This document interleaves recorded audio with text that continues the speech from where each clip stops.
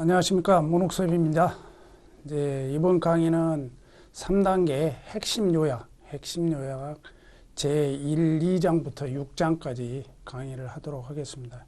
여러분들이 이제 작년에 기본 이론하고 모의고사하고 동영 모의고사를 촬영을 했는데 핵심 요약 부분이 빠져서 올해 이제 그 부분을 보충을 하고, 그리고 이제 그동안 법령 개정사항이 올 초에 1월 3일 날 개정사항이 좀 있어서 그 작년에 촬영한 부분은 약간 반영된 부분이 없어서 요번에 이제 핵심 요약 부분에서 같이 반영해서 강의를 할 거고요. 그 다음에 이제 작년에 법이 중간에 개정이 되면서 이제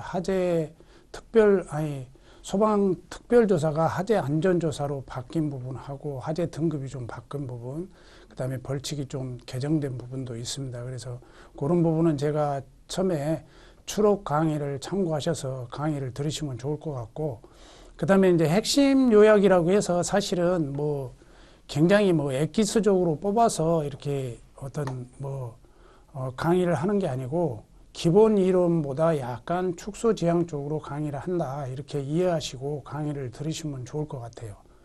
왜 그러냐면 다중이용 특별법 자체가 좀 강의상으로 전체적으로 어떤 분량이 굉장히 많고 암기할 게 많은 사안이 아니고, 실제 이제 분량이 좀 전체 소방관계 법령 부분에서 좀 내용이 그렇게 많지 않은 내용이기 때문에 핵심 요약을 명확히 해서 쪽집게식으로 한다, 이런 차원보다는 전체적으로 1장부터 6장까지 다시 한번 복습한다는 생각으로 들어주시면 고맙겠습니다. 이제 그래서 강의를 시작하면 여러분들이 이제 다중이용 특별법 전체 숲을 볼 줄을 일단 알아야 됩니다. 그래서 간혹가다 시험 문제에 숲을 보는 문제들이 가끔 나오기도 하거든요. 근데 이제 그 시험 문제의 출제적인 부분이라기보다 전체적으로 어떤 법의 맥락, 그리고 법은 어떻게 지금 현재 다중특별법이 구성되고 있는 건지, 이런 내용들을 조금 알 필요가 있다. 그래서 이제 보통 지금 우리 전체적으로 이제 대한민국 그 행정에 관련된 법들이 굉장히 많습니다. 그런데 기본적으로 전체적으로 제명, 본칙, 부칙으로 이루어져 있고요. 그 다음에 본칙에는 총칙과 실체 규정, 그 다음에 보칙 규정, 벌칙 규정으로 이루어져 있습니다.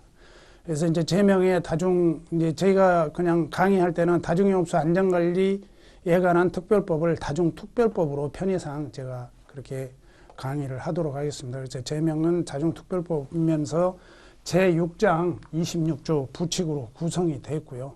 그 다음에 이제 1장부터 6장까지 쭉 보면은 총칙 부분이 있습니다. 그래서 총칙 부분 1장에는 총칙 부분이 있는데 목적, 그 다음에 정의, 국가의 책무, 다른 법률과의 관계 4개 조문으로 되어 있습니다. 그래서 내문으로 전문으로 되어 있고, 그 다음에 2장부터 4장까지는 실체 규정이 되겠습니다. 요즘 책자에 보면 살제 규정으로 되어 있는데 실체 규정입니다. 오탈자 좀 정정을 좀 해주시고요, 교재. 그리고 이제 전체적으로 지금 이 강의는 여러분 9페이지부터 54페이지를 기반으로 해서 강의를 하는 거니까 교재를 9페이지부터 53페이지를 참고하시면 되겠습니다. 그래서 실체 규정이 전체적으로 이제 2장부터 4장까지 나와 있는데, 2장 같은 경우는 다중이용업소의 안전관리 기본 계획 부분, 그 다음에 3장에는 허가관청 통보하고, 그 다음에 거기에 관련된 안전시설 부분, 그 다음에 이제 다중이용업소는 하재 배상 책임보험 의무 가입 대상이죠. 그래서 3장에 2가 새로 신설되면서 3장에는 하재 배상 책임보험 의무 가입 관계, 4장에는 다중업소 안전관리에 관한 기반 조성이라고 해가지고 전체적으로 어떤 소방안전관리, 다중이용업소의 소방안전관리, 그 다음에 하재 위험성 평가 관련, 그리고 다중이용업소 위반업소에 대한 공개, 그 다음에 우수업소 이런 관련된 기반적인 내용이 들어가 있고요. 그 다음에 보칙 규정에는 여러분들 이제 압류의 금지라든가 고난의 위탁, 벌칙 적용에 의제해가지고 3개조로 되어 있습니다. 그리고 벌칙에는 벌칙, 양벌 규정, 가태료 규정, 이행 강제금 제도가 이렇게 해서 23조부터 26조로 전체적으로 구성이 돼 있다. 이거는 이제 여러분들이 숲을 보는 문제이기 때문에 이거는 어느 정도 한 번씩 써보시면서 암기를 할 필요가 있다. 그리고 이제 작년에 소방기본법 문제에서도 뭐 법률에 실체 규정한 내용이 아닌 거 해가지고 기본법에 총칙과 보칙 규정을 일부 섞어서 실체 규정만 고르시오 하고 이렇게 문제가 출제된 사례도 있거든요. 그래서 여러분들이 이제 실체 규정은 5조부터 21조까지 다 암기할 수는 없잖아요. 그렇지만은 총칙 규정과 보칙 규정에 관련된 지금 제가 동그라미 쳐진 부분 이런 부분들은 여러분들이 구분을 해놔야 된다. 그다음에 총칙 규정의 목적, 정의, 국가의 책무, 다른 법률과의 관계. 그다음에 보칙 규정에는 압류의 금지, 고난의 이탁, 그다음에 벌칙 구제의 의제 이 정도는 암기를 해주고 전체 총칙, 실체, 보칙 규정에 전반적으로 구분을 하시라고 말씀을 드립니다. 총칙 부분의 목적을 보시면 이제 1차적 목적하고 궁극적 목적이 있는데 여러분들 책자에 보면 일본에 이게 바로 오타가 나왔고 죄송스러운데 이거는 다중이업소 안전 시설 등의 설치 유지 안전 관리와 화재 위험성 평가, 다중이업소 화재 배상 책임에 관한 필요한 사항으로 좀 정정을 해주면 될 것 같고요. 그래서 1차적 목적은 세 가지입니다. 안전시설 등의 설치 유지 및 안전 관리하고 화재 위험성 평가와 화재 배상 책임 보험에 관련된 사항. 아까 계속 말씀을 드려서 1장부터 4장까지 실체 규정 내용이 들어있다는 거. 그래서 화재 배상 책임 보험, 기반 조성, 안전 관리에 관한 거, 위험성 평가 있다고 그랬죠. 이런 사항을 정해서 궁극적으로 이제 국민의 생명과 신체 재산을 보호해서 공공안전과 복리 증진에 이바지 함을 목적으로 한다. 그래서 여기서 키워드는 안전시설 등의 설치 유지 및 안전관리하고 화재 위험성 평가와 화재 배상 책임보험이라는 키워드를 기억을 하시면 되겠습니다. 그리고 이제 2조에 보면 용어의 정의가 나와 있는데 용어의 정의는 여러분들이 좀 구분할 필요가 있다. 그래서 용어의 정의에 다중영업, 안전시설 등 실내장식물, 화재 위험성 평가, 밀폐구조의 사업장, 영업장의 내부 구역 이런 내용들이 들어있습니다. 그래서 여러분들이 이제 다른 내용들은 그냥 읽어보시면 대략적으로 다 아실 것 같고 특히 이제 화재 위험성 평가 같은 경우는 다중용소 밀집한 건축물에 대해서 여러 가지 다수인에게 미칠 수 있는 영향을 예측 분석에 대해서 대책을 마련하는 것라고 용어가 정의되어 있죠.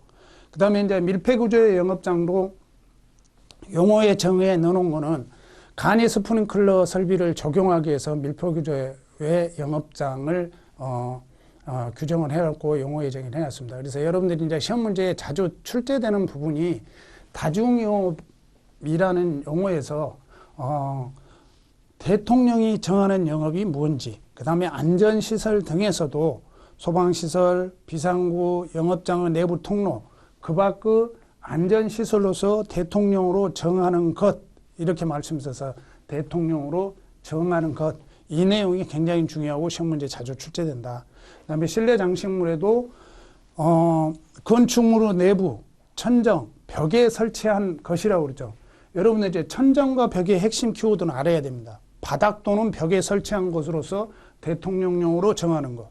이러면 틀린 지문이 되겠죠. 바닥이 아니죠. 천정이죠. 천정하고 벽에 붙이는 것만 실내 장식물이고 대통령용으로 정하는 건데 행정안전망령으로 정하는 것. 이렇게 지문에 나오면은 틀린 지문이 되겠죠. 그래서 여기 여러분들이 이제 알아야 되는 부분이 대통령령으로 정하는 세 가지 정도는 명확히 구분을 해야 된다. 그리고 매년 시험 문제가 출제가 되고 있기 때문에 그래서 여러분들이 보면 대통령령으로 정하는 다중영업 종류가 법에 보면 나와 있습니다. 법에 쭉 나와 있는데 여러분들 이제 법 보기 전에 저 같은 경우는 이제 이런 식으로 법 3단을 만들어서 법제처에서 법 3단을 만들어서 저는 계속 공부를 하고 있습니다. 그래서 여러분들이 이제 교재가 있긴 하지만 교재가 있긴 하지만 그 교재를 너무 믿지 마시고 법제처에서 법령 3단을 좀 다운을 받아서 같이 비교해서 공부를 하면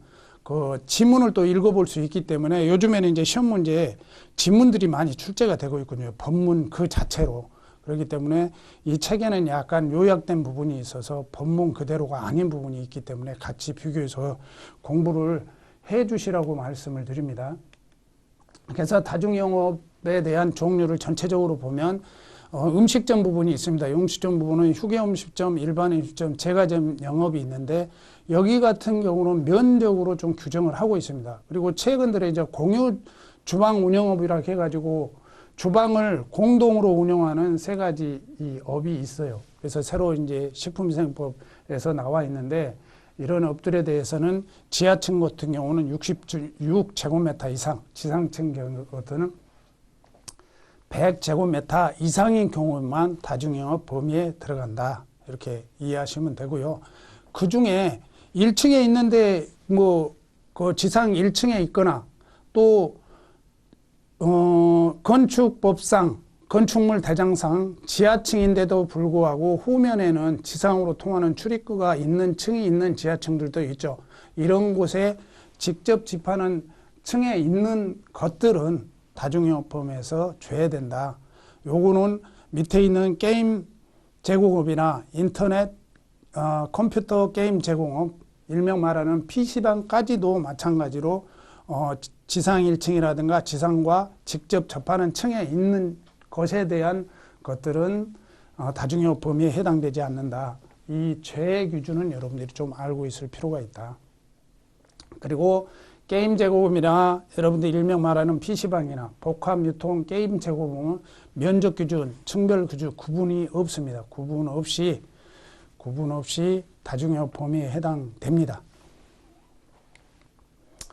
그리고 이제 여러분들 이제 단란주점 영업, 거의 이제 단란주점도 최근 들어서는 거의 없어졌죠. 근데 간혹가다 있긴 합니다만은 단란주점 영업, 유흥주점 영업, 노래 연습장, 안마 시술소, 그 다음에 영화 상영관, 비디오 감상 실업, 비디오 소극장업, 복합 영상물 제공업, 그 다음에 이제 최근 들어 이제 그 산후조리원도 옛날에 행정안전부로 정하는 업에 해당되는데 이제 정부 대통령령으로 정한 업으로 변경이 됐거든요. 그래서 산후조리원업, 고시원업. 그다음에 고시원의 용어의 정의는 한 번씩 읽어보시면 될 것 같고, 그다음에 이제 부산의 그 외국인이 실내 곤충 사격장에서 화재가 나가지고 일본 사람들이 많이 죽었던 사안이 있었죠. 그때 실내 곤충 사격장이 또 다중영업 범위에 들어와 있고요. 그다음에 요즘에 이제 가상 체험 체육 시설업 중에 실내 골프 연습장도 다중영업 범위에 들어와 있다. 그리고 이제 콜라텍업, 전화방업, 화상대항업, 수면방업 이렇게 들어와 있고요. 작년 2022년 6월 8일 날 방탈출 카페업하고 키즈 카페업, 만화 카페업이 전국적으로 성행을 하면서 이것도 작년에 다중영업 범위에 들어와 있다. 그래서 올해 같은 경우는 이런 부분들이 시험 문제 출제될 개연성이 많죠. 방탈출 카페업이나 키즈 카페업, 만화 카페업이 다중영업 범위에 들어와 있기 때문에 지문에 대해서 행정안전부로 정하는 그 다중영업 범위에 해당되지 않는 거 해가지고 지금 제일 아랫부분에 있는 내용, 지금 콜라텍업 전화번호 행정안전부령으로 정하는 영업이거든요. 그래서 그 외적인 부분을 집어넣고 시험 문제에 낼 수도 있고, 또 이 전체적으로 지금 보면 23개 업이거든요. 다중영업이 23개 업인데 그 중에 하나를 넣어서 할 수도 있는 거고, 그리고 또 학원이 있습니다. 학원. 그 다음에 학원은 또 수용인원하고 수용인원으로 해서 다중영업 범위를 결정을 한다. 그래서 수용인원 300명 이상. 네, 이제 다음 시트에 제가 설명을 드리겠지만, 강의실 같은 경우는 바닥 면적 1.9제곱미터에 따라 한 명으로 층합니다. 그래서 300명이면 전체적으로 바닥 면적이 570제곱미터 이상인 것, 이런 거는 다중영업 범위에 들어간다. 근데 다중영업은 300명만 넘어가면 다 다중영업이냐? 그 중에서도 이제 수용인원이 100명 이상 300명 미만으로서 다음에 해당되는 것 해가지고 나와 있는 부분이 있습니다. 그래서 하나의 건축물에 학원하고 기숙사가 함께 있는 학원, 그 다음에 하나의 건축물에 둘 이상의 학원이 같이 있는 경우인데 둘 이상의 학원이 바닥 면적을 합쳐서 300명 이상, 그러니까 570제곱미터 이상인 학원은 다중영업 범위에 들어간다. 그 다음에 하나의 건축물에 다중영업사와 학원이 같이 있는 경우도 결국 다중영업 범위에 들어간다. 이렇게 좀 이 부분은 좀 명확히 구분을 해 놓으시고 또 본문을 잘 보셔서 구분을 해 놓으셔라. 그래서 시험 문제에 그렇게 출제가 되겠죠. 다음 중 학원 후 다중이용업 범위에 해당되는 내용으로 틀린 것, 또 옳은 것, 뭐 이런 식으로 출제가 되겠죠. 그 다음에 목욕장업도 역시 마찬가지로 수용인원 100명 이상인 것. 근데 아까 수용인원이 100명인데 여기는 왜 1.9로 안 하고 300제곱미터이죠 하고 나와 있는데 다음 시트에 이제 제가 설명을 드리도록 하겠습니다. 그러니까 일반 목욕장 하면 그냥 일반 목욕만 하는 것.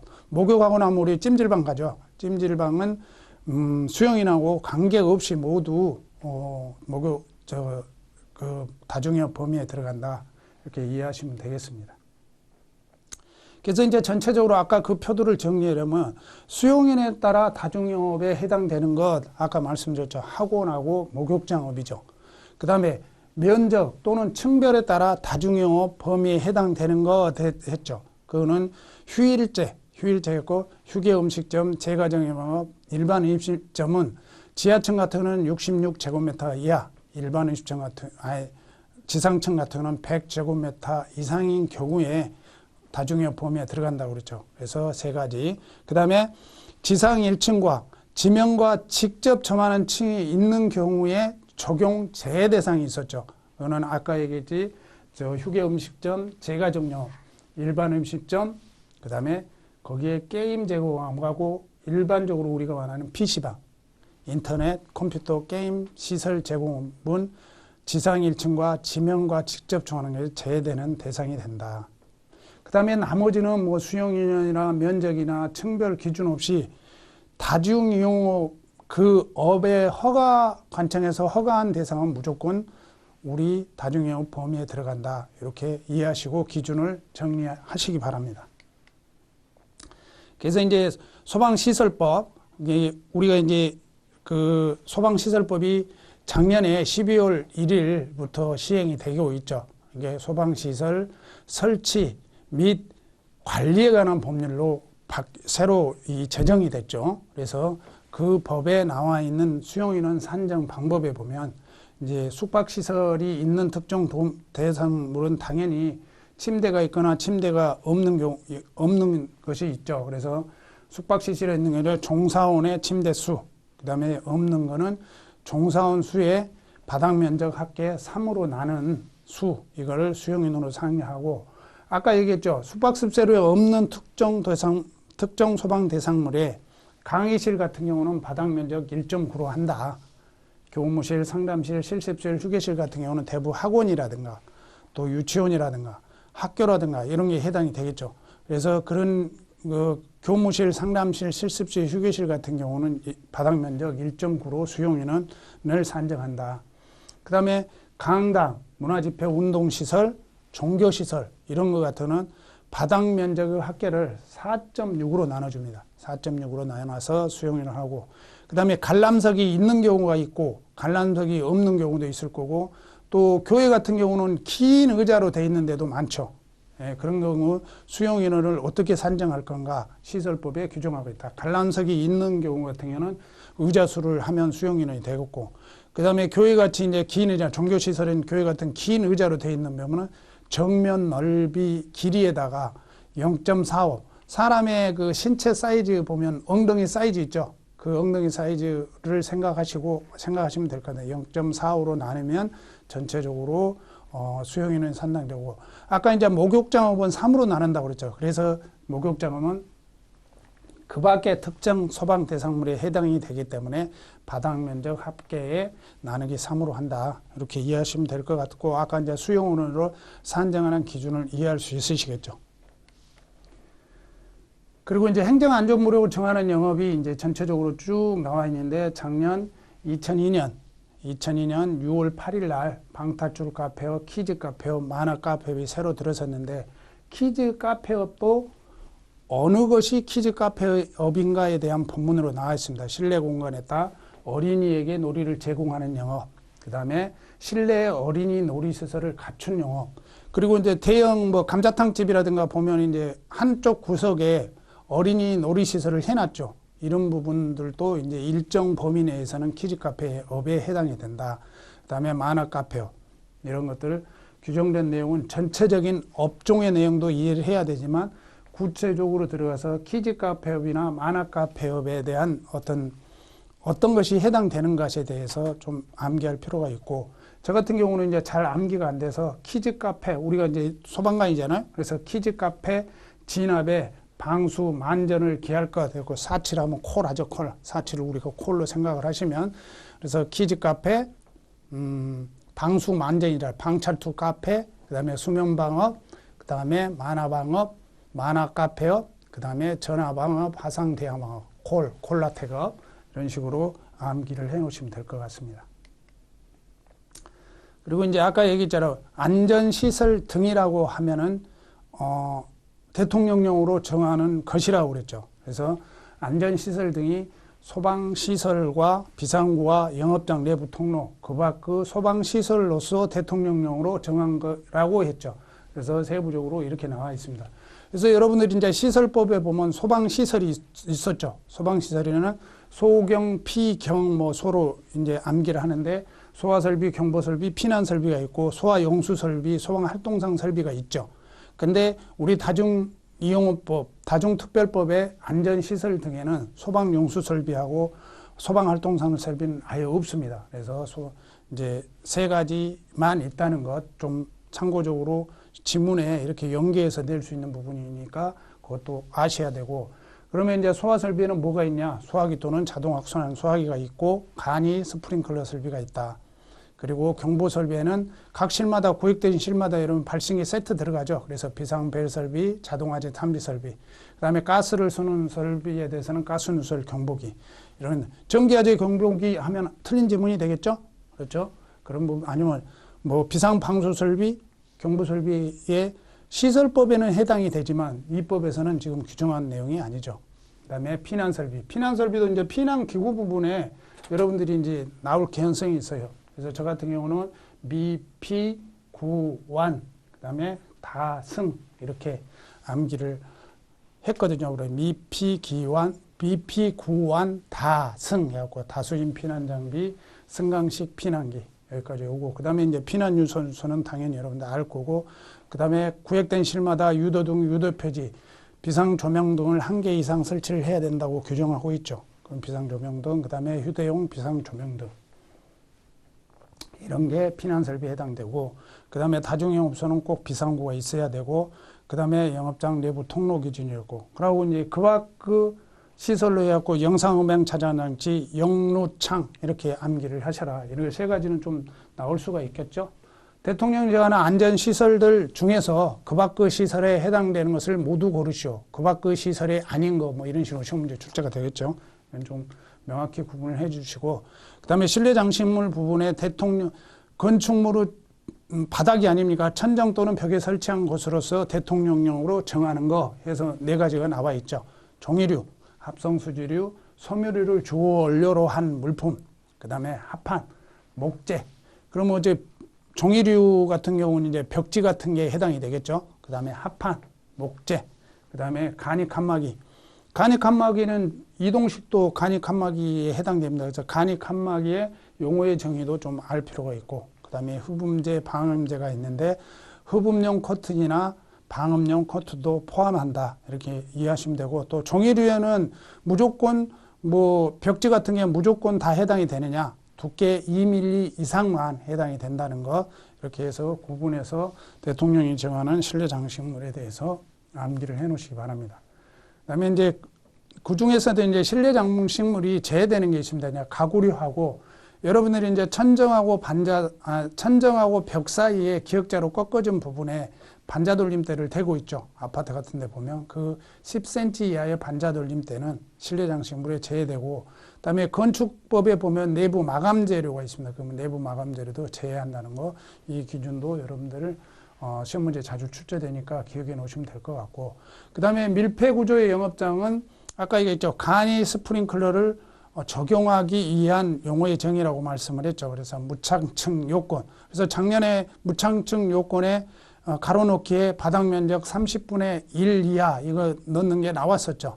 그래서 이런 부분들 무창층의 요건은 소방시설법에 무창층이란 하고 용어의 정의에 나와 있습니다. 그래서 요 밑에 요건을 갖춘 개구부가 바닥 면적의 30분의 1 이하. 그러니까 창문이 없다는 얘기예요. 창문이 얼마가 없다. 그래서 백화점 같은 경우는 거의 외부에서 보면 창문이 안 보이죠. 이런 건 원래는 창문을 만들었는데 다 막아버린 거예요. 그래서 막아버리고 또 노래방 같은 경우도 외부에서 보면 창문이 없죠. 무창층이 돼버리는 거죠. 원래 창문이 있었지만 안에 들어가서 보면 거의 막아버린 거거든요. 그래서 그런 부분이 30분의 1 이하인 층을 무창층이라 한다. 그래서 크기가 50cm 이상 온에 내접할 것. 그 다음에 보통 창문은 바닥에서 1.2m 이내에 있어야 뭐 넘어가서 탈출을 한다든 할 수 있는 거죠.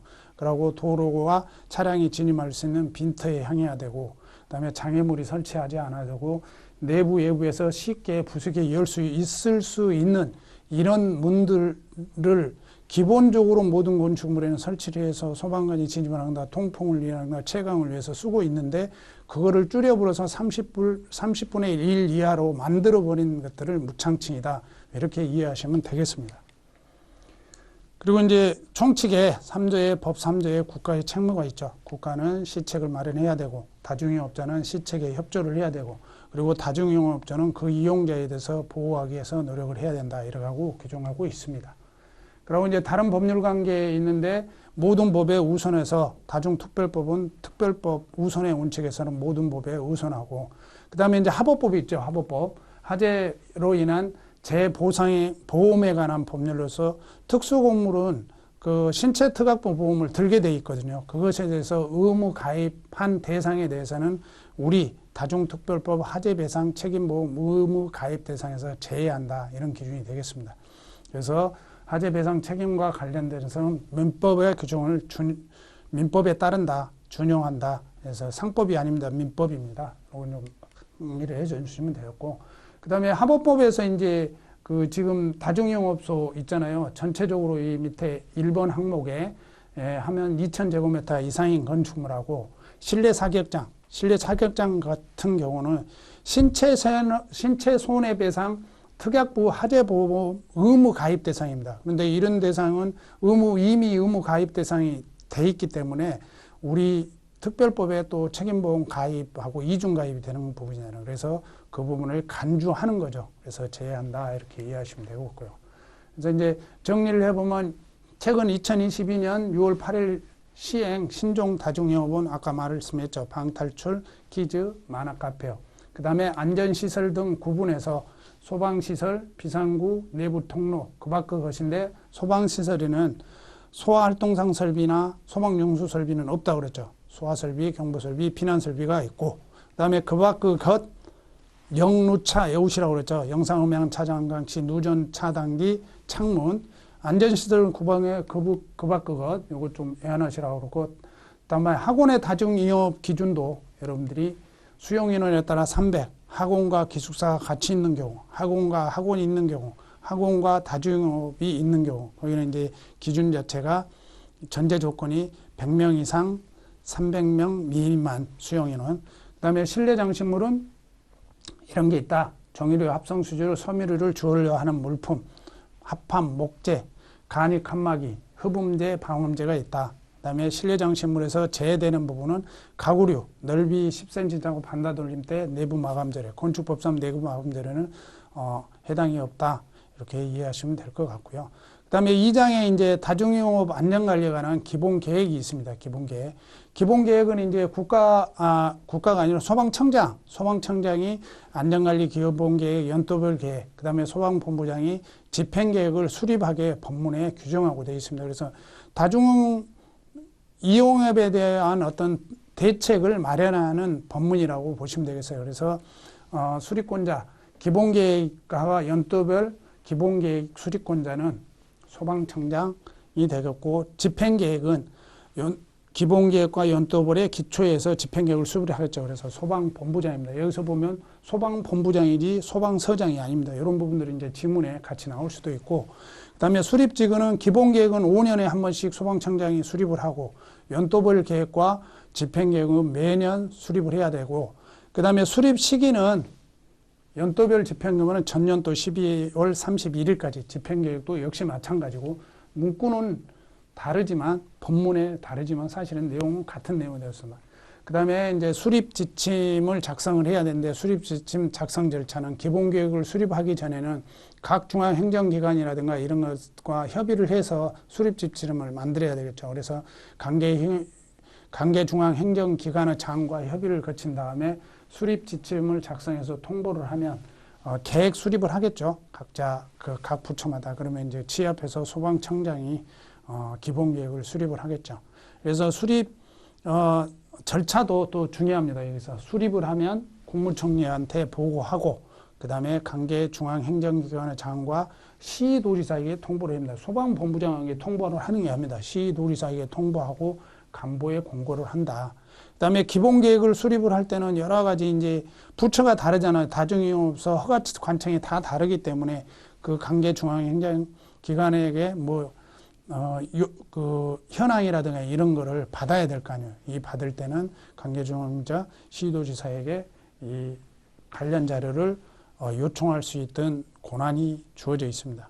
연도별 기본계획도 역시 마찬가지로 여기도 관계중앙과 시도지사에게 요구할 수 있고, 집행계획은 이제 특이한 이제 소방본부장이 하고 소방서장이 작성하는 게 아니고 소방본부장이 작성한다. 그거 좀 이해하시면 될 것 같고, 그 다음에 집행계획 같은 경우는 1월 31일까지 계획도 작성을 하고, 계획 작성한 결과도 소방청장에게 1월 30일까지 제출을 해야 된다. 이렇게 이해하시면 될 것 같고, 여기는 또 자료 조출을 요구할 때 시장, 군수, 구청장한테 요구를 한다. 소방서장한테 요구를 하는 게 아니다. 왜? 다중이용업소는 허가청이 거의 다 구청에 있습니다. 구청이나 시청에 다 있습니다. 그래서 소방서장이 허가청은 아니잖아요. 안전시설 등 완비증명서를 내부적으로 내부적으로 이렇게 허가를 해주는 부서지 직접적인 영업 허가를 해주는 부서는 아닙니다. 시장, 군수, 구청장 하고 있기 때문에 자료는 시장, 군수, 구청장이 한다. 소방서장이 아니다. 이해하시면 될 것 같고, 그 다음에 이제 여러분들이 이제 기본계획에 포함될 내용, 그 다음에 집행계획에 포함돼야 될 내용, 그 다음에 수립 지침에 포함돼야 될 내용, 이런 게 나와 있거든요. 그래서 여러분들이 이제 그 페이지에 보면 14페이지에 제가 이제 표로 해갖고 정리를 해놨습니다. 그런데 기본계획은 쭉 한번 읽어보시고요. 기본계획 10가지를 다 외울 수는 없잖아요. 쭉 한번 읽어보시면 내용은 알 것 같고, 그 다음에 집행계획 부분을 좀 암기를 하시면 또 변별력이 있지 않겠냐 싶습니다. 그래서 집행계획은 소방시설 설치 및 안전관리와 개선계획이다. 우리 법에, 이 특별법에 안전시설 등이라고 나와 있는데, 여기서는 그냥 소방시설 설치, 유지, 관리와 개선계획이라고 돼 있거든요. 그래서 이 부분도 안전시설 등이라고 표현을 한다면 맞는 지문 같지만 틀린 지문이죠. 모든 법은 법문에 딱 나와 있는 대로 시험에 출제를 해야 되거든요. 그래서 이런 게 만약에 안전시설 등 관리와 개선계획 하면 틀린 지문이 되겠죠. 명확히 얘기하면. 그다음에 다중이용업소 종업원에 대한 소방안전교육 훈련 계획, 그 다음에 다중이용업소와 종업원에 대한 자체 지도 계획, 그 다음에 다중이용업소 화재, 위험평가 실시 및 평가, 그 다음에 평가 결과에 대한 조치 계획, 이런 내용들이 포함되어서 집행계획을 수립을 해야 된다. 그래서 여러분들 암기 팁으로 보면 소방시설, 소방시설을 지도 교육하고, 그 다음에 평가 후 평가 결과를 조치했다 하고 암기하시면, 집행계획만 암기하면 기본계획은 기본적으로 알게 되겠죠.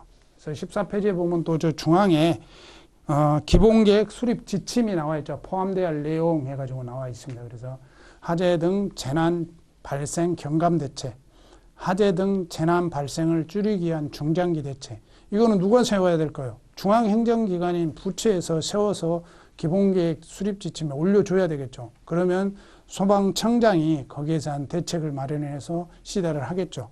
그래서 모든 거는 기본계획에 수립되는 부분이 뭐겠어요? 피해가 없어야 되겠죠. 피해가 없는 것이 중점이 되어 있다.